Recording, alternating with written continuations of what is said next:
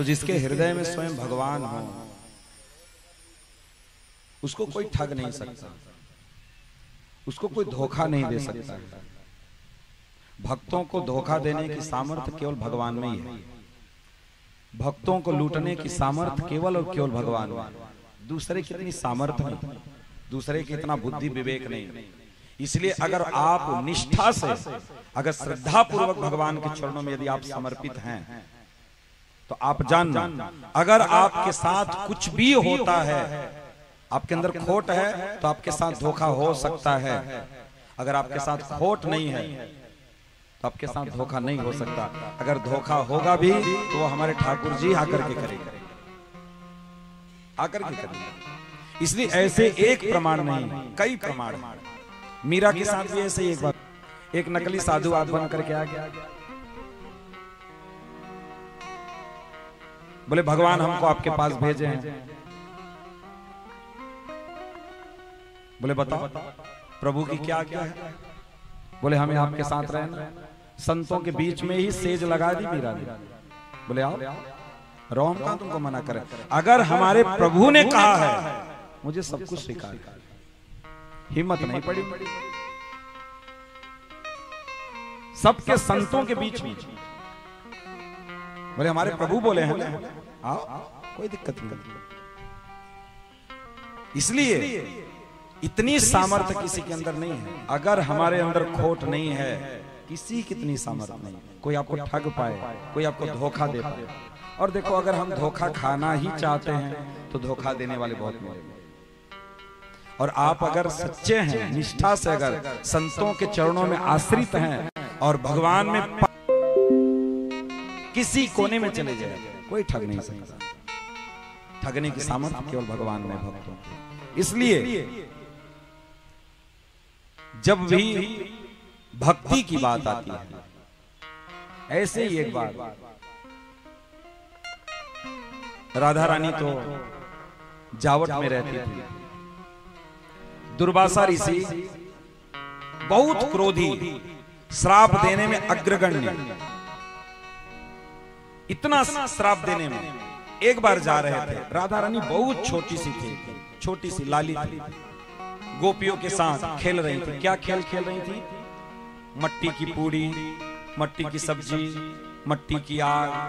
जैसे बच्चे खेलते हैं, मट्टी का ही सब कुछ उनका, सब्जी, पूड़ी, खीर, हलवा, सब कुछ मिट्टी का, सब कुछ मिट्टी का खेल रहे थे। दुर्वासा ऋषि उधर से जा रहे थे।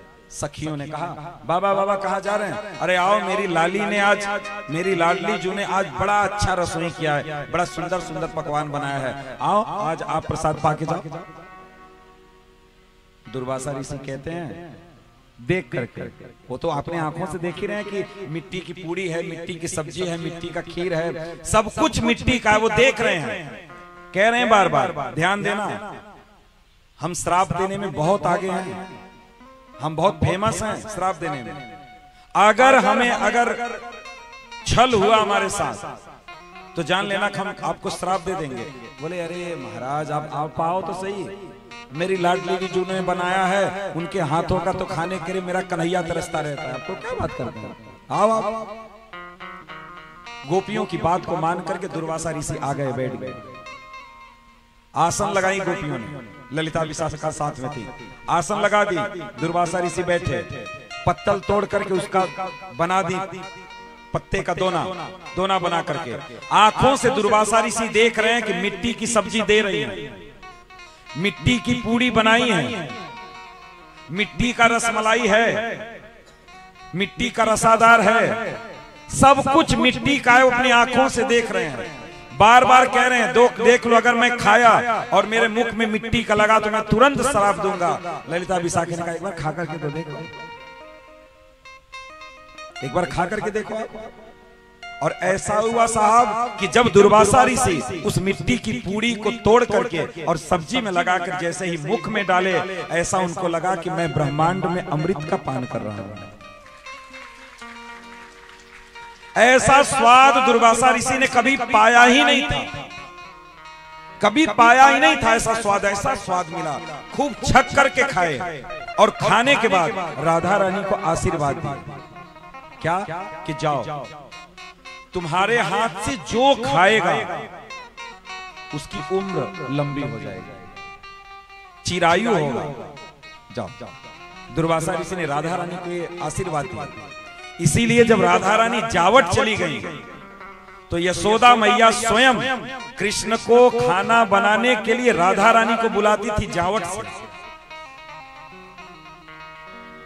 जावट से उनको बुलाती थी कि आप अपनी लाली को भेजो, आपके लाली के हाथ का मेरा लाला खूब पसंद करता है, खूब चाव से खाता है। और हमने सुना, क्योंकि ये महिमा सब पूरे ब्रज के लोग जानते थे, तो उन्होंने कहा था मेरे लाला की आयु बढ़ेगी अगर राधा रानी के हाथों से बना रसोई पाएंगे।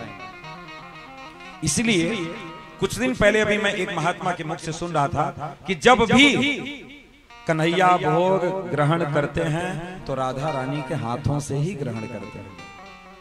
तो बोले जो हम लोग भोग लगाते हैं तो हम लोगों को इसका मतलब है कि हम लोगों को पहले राधा रानी को निवेदित करना पड़ेगा। हे राधा रानी, रसोई तैयार है, लाला को खिलाने की सामर्थ्य आप में ही है, अब आप आओ और लाला को भोजन कराओ।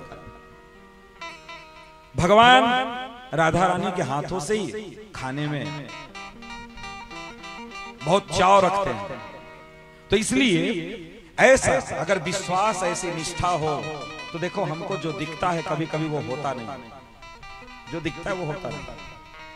इसलिए पूर्ण विश्वास के साथ, इसलिए जब पूर्ण विश्वास के साथ जीवक्षो निगदितः सतु पाप कर्म, जब श्रद्धा से व्यक्ति कथा का रसास्वादन करता है अपने कर्णपुटों से, उसके कान में जब भगवान का नाम जाता है तो उसके हृदय में जाकर के प्रवेश करता है। इसलिए कह रहे हैं जब हम भगवान की कथाओं का रसास्वादन करते हैं तो हमारे पापों का क्षय होता है।